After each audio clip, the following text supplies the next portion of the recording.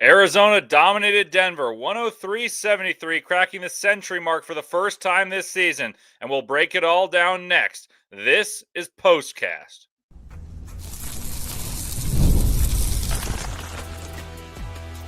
You are Locked On Wildcats, your daily podcast on the Arizona Wildcats. Part of the Locked On Podcast Network, your team every day. Hello and welcome into Postcast on Locked On Wildcats. Leif Thulin with you here, and wow, it was a fun one. Arizona dominated early and often. They shut down Denver in the first half. The defense was spectacular, building a 33-7 lead.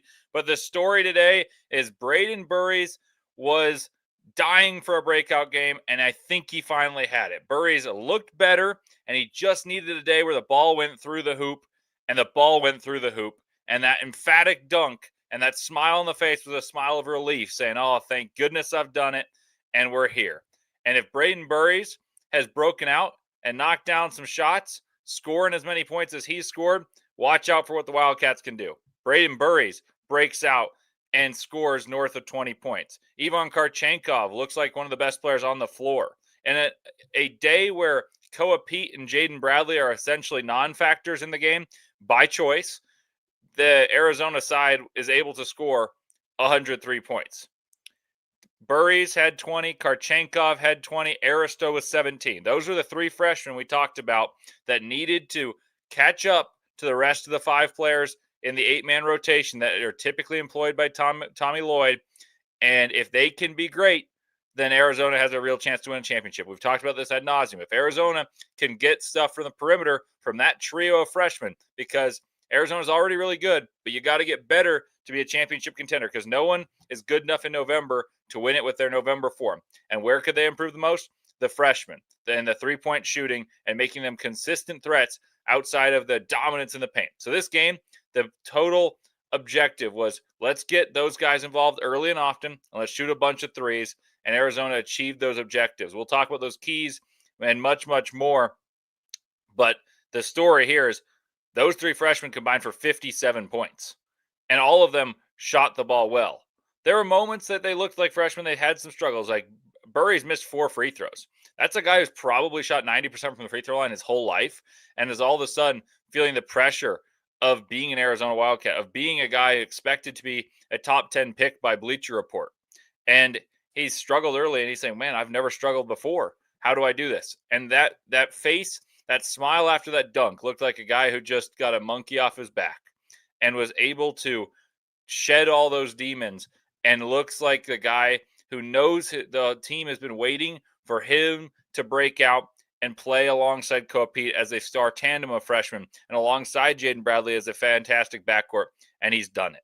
That is huge. 103-73, and here are my takeaways. So I mentioned that. Burries looked better, needed a day where the ball went through the hoop, and I think he's had it. And if he has, Arizona becomes a far more dynamic team. The next takeaway would be Karchenkov from the early going when this game wasn't in hand, looked great, and he continued to play great throughout. And then the other takeaway that's overarching, and it has been this way for the last 4 games, the defense can be suffocating. Steals and easy baskets created, but also just preventing the other team from scoring. There's different ways to play defense. You look at Virginia under Tony Bennett. They played a very good pack line defense. It was hard to score on them, but they weren't particularly disruptive. Then there's Houston, extremely disruptive and also super effective. They're super long, athletic.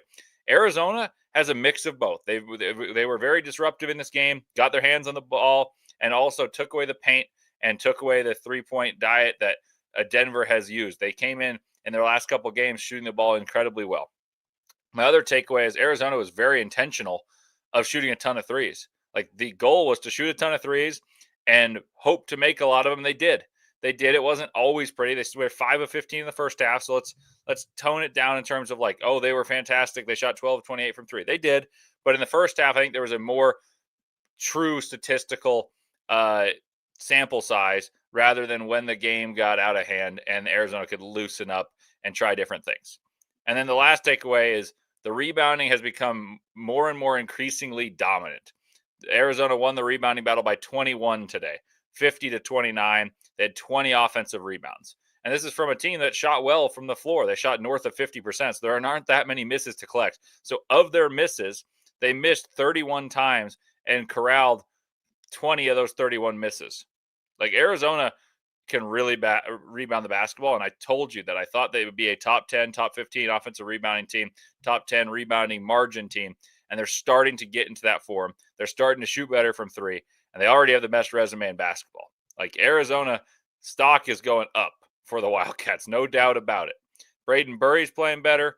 And the other wings playing better. Koa Pete, Jaden Bradley, not important in this game. And that's the way you want it, as a experimental, developmental game in these bye games where you should win by 30 points. And that's what they did. Let's talk about the stats I like to talk about often. And these are the ones that are influencing turnovers in terms of they're influencing possessions. And let's start off with points off of turnovers created by that vaunted, very impressive, daunting defense. Points off of turnovers, Arizona scored 23 points off of Denver's turnovers. Points in the paint, they scored 50, and that was because they shot 28 threes. I think they could have scored 70 in the paint if they wanted to. 16 fast break points, 50 rebounds, as I mentioned.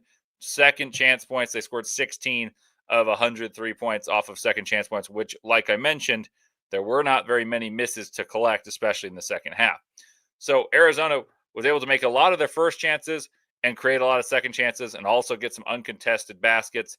And one way to really put this in perspective is they forced 15 turnovers, and 11 of which were forced in the first half when this game was in hand. And it wasn't like fully in hand, but it was 33-7 at one point in this game. Like Arizona really dominated this game. And you knew it from the get-go that their defense was suffocating. They were tinkering with defensive sets, pressing, pressuring in the half court, playing full court defense, and trying different defensive techniques. And then on offense, it was very clear from the get-go.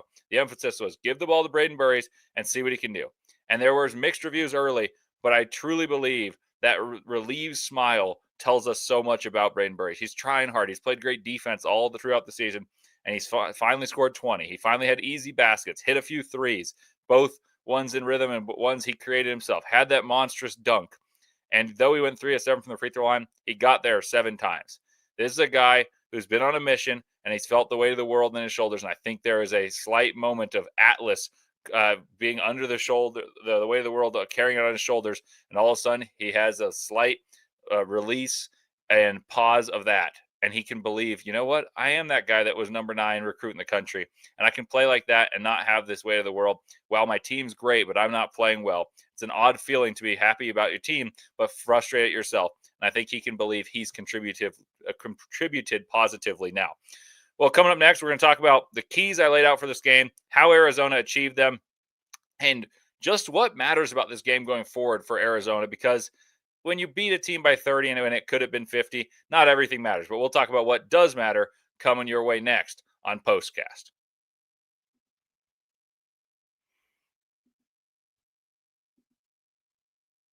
The holiday season is right around the corner, and that means it's time to get your home ready. Whether you need more seating for guests, cozy new linens, or fun serveware for holiday hosting, Wayfair's Black Friday sale is here to help you make your space shine. And the best part, you don't have to wait. Wayfair's Black Friday deals are happening all month long with up to 70% off everything from sofas to spatulas. Browsing through their site, it's easy to find pieces that actually fit my style, nothing generic, and just quality designs that feels personal. So if you've ever hosted holiday parties for the family, and you know the stress and how much of a difference a few new touches can make when someone gives you that compliment that says, oh, that looks good, that's new, you feel great about it. Wayfair makes that easy and a certainty you'll get complimented for those purchases. So don't miss out on the early Black Friday deals. Head to wayfair.com to shop and head to wayfair.com now to shop Wayfair's Black Friday sale up to 70% off. That's WAYFAIR.com.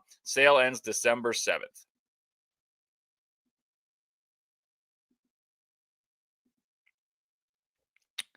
Welcome back into Postcast. Leif Thulin with you here. Arizona 103, Denver 73. It was not actually that close. Arizona let their foot off the gas significantly in that second half.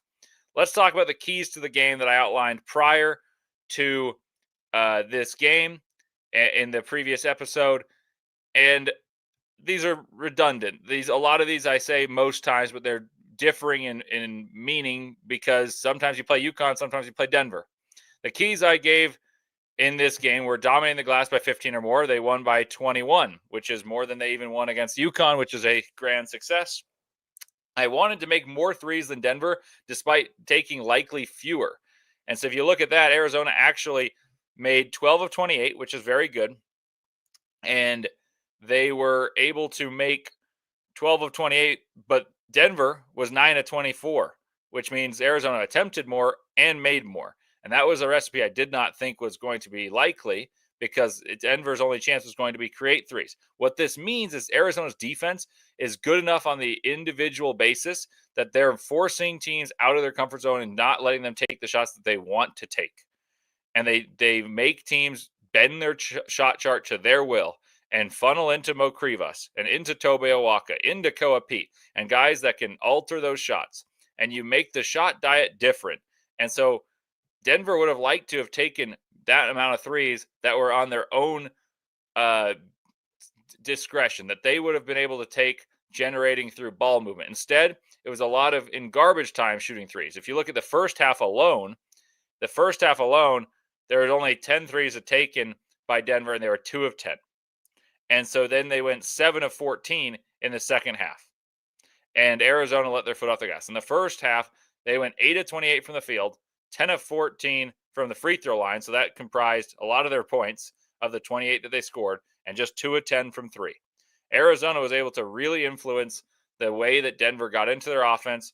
And they also, at that point, had 28 points in the paint, speaking of Arizona, and 14 points off of turnovers. So they were able to score half of their points off of turnovers of the points in the paint that they had. And most of those were fast breaks scored within the paint. There was one that they sprayed out for three.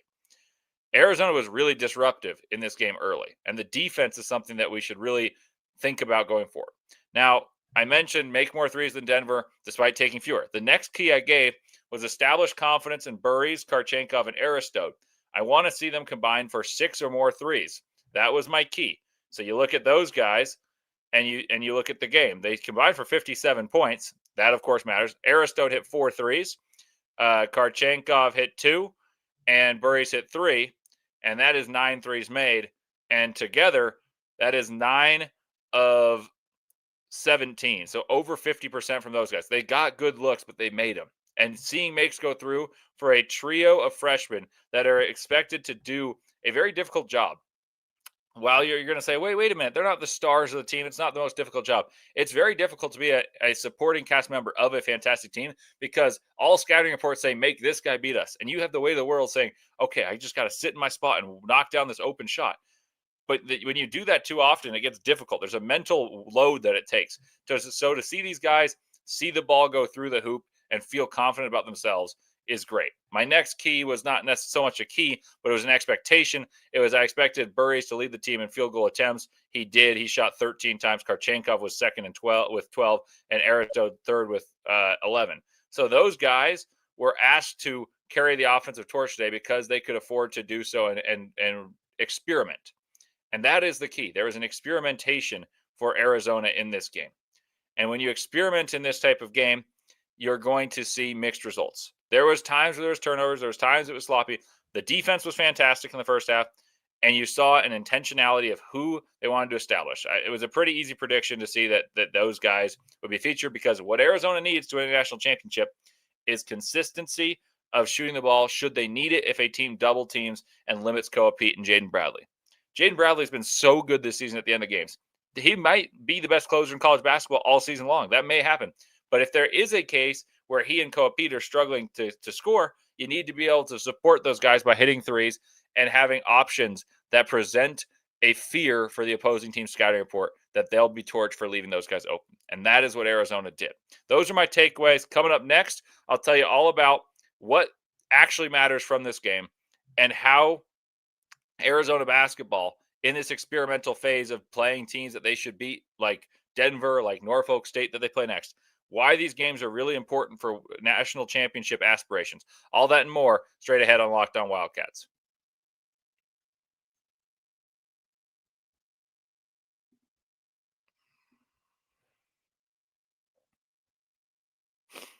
College football's back, and I couldn't be more excited. The tailgates, the rivalries, the energy in the stands, there's nothing like it. But let's be real, actually getting the tickets can feel like more of a battle than the game itself. Endless queues, hidden fees, prices jumping at checkout. That's why I use Gametime, the app that gives the advantage back to the fans. It's the easiest way to score last-minute tickets at the best prices with no surprise fees. What you see is what you pay.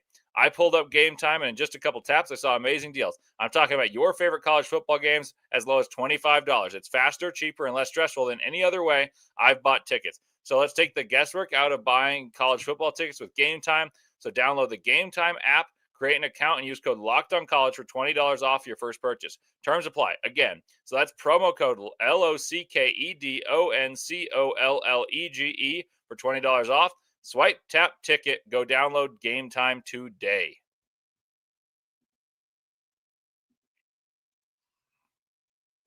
Welcome back to Postcast. Leif Thulin with you here. Thanks for making Locked On the number one sports podcast network around. We sincerely appreciate it. And thank you for making Locked On Wildcats your first listen. I have told you guys from the outset of taking over this job about a month ago. My premise was essentially, I think Arizona will be a top 10 offensive team. I think Arizona will be a top 20 defensive team, a top 15 rebounding team, and a top 20 tempo team. So I want to check on that after this game because this game was faster paced than I thought it would be. And I think it will get Arizona back to where my statistical expectations have them. Arizona is at 10th on offensive rating, 10th on defensive rating, just like they were entering this game. In tempo, they are way below their expectation, but I think that has a lot to do with playing UCLA, NAU, and UConn. Very slow-moving, methodical teams. They're far behind their tempo that you'd expect, but they're way ahead of the curve defensively for a team that I think that was the moving parts. So Arizona, you typically want to be within the top 20 of both offense and defense to be a championship contender. Arizona's top 10 in each. They're a championship contender. Now, why do I bring that up? I bring that up to tell you this. Arizona's game plan today was let those wings, those freshman wings, Burries, Karchenkov, and Aristode, take a bunch of shots, dictate how this game goes. And if you need Koa Pete, if you need Jaden Bradley, they're there. However, they didn't want to have those guys control the game because that's not how they're going to play these games. They want to build the confidence of those ancillary pieces. Now, what really matters going forward is the confidence of Brayden Burries, someone that can be a threat to distribute, play off 2 feet, get downhill, attack closeouts, but also punish teams for leaving him open when Koa Pete is double teamed, that have the actual athletes to bother Arizona. That matters. Karchenkov, same idea. That matters. The other thing that matters about this game is Arizona's defense is disruptive in many different ways. They were pressing. They were able to switch 1 through 5 at different points today. They were switching 1 through 4 with Krivas doing drop coverage. Krivas was anchoring the middle. And Arizona at times was holding not only Denver scoreless, but without a shot attempt. They were holding them to not getting a shot that was a decent shot for minutes at a time. And that is what's lacked from a lot of these Tommy Lloyd teams, that they've been high-powered offensive teams, but when they're slowed down, they end up playing fine defense because they have good athletes, but they don't execute well offensively because they can't play at the pace they want. Right now, they're able to win games that are close because their defense is arguably ahead of their offense because their shooting is still a work in progress, because their identity offensively is still going to evolve when Koa Pete, who it may well be already an All-American, and he may well end up an All-American, but there's still an evolution for him. There's still an evolution for comfort surrounding drive-first guys and feeding into the post, and Krivas is going to get better. Owaka is going to get better. By the way, Owaka is one of the best, if not the best rebounder in the country. He is fantastic. You're going to see more comfort, but the defense being ahead of the offense allows for the growing pains to happen without sacrificing losses. And Arizona can build upon the best resume in college basketball, where they already should be number 1, even though they're at number 2. And kudos to Purdue. They're very, very good. But I also thought Texas Tech was not very good in that tournament to begin with. Arizona should be number 1, and it doesn't matter that much. What matters, though, is that Arizona has a resume that is the best in college basketball, bar none. Even Purdue would agree with that. And they still have tons of room to improve offensively, but defensively, they're tinkering, they're trying different things, and are top 10 already. They have a identity on both sides of the basketball, and one that can vastly improve offensively as the team gets better. Because in the first half, they shot sub 50% against the team they should dominate, and yet still had 20-point lead for the entirety of the half because their defense is so disruptive. They can take you out of an offense for minutes at a time. I'm very, very optimistic about Arizona because the defense is so good already, because Mo Krivas is better than I even thought. And I was very, very high on him, talking about him as someone I'd liken to Common Malawatch, someone that I think can be an all Big 12 caliber player. And he's been very good. Tobe Awaka can slide his feet and switch against Donovan Dent against UCLA. And then the next day, Krivas can anchor the middle and make UConn shoot a ton of mid-range jump shots because they can't get at the rim and they can't get clean looks from three. This defense is great. The offense is evolving. And now the wings, the trio of freshman wings, are all getting better. Watch out for the Wildcats. Arizona is for real, and they're only going to get better. And these experimental games that are the bye games that are played at McHale against inferior opponents, you got to learn to observe the differences of how they play when they need the absolute best from Koa Pete and Jane Bradley versus when they do not. But the one thing that is staying the same is excellent defense. And that to me really does matter, because often teams play worse defense when they know they can win because they're just superior in terms of athleticism. This defense is suffocating. The offense improving. And they have the number one resume in college basketball. Bear down. Arizona's looking great. Thank you guys for tuning in. I will have an episode up to you breaking down this game further. Always appreciate you guys tuning in for Postcast. And Arizona, number 2 in the nation, 6-0 on the season. Let's keep it going, baby. And let's go Wildcats.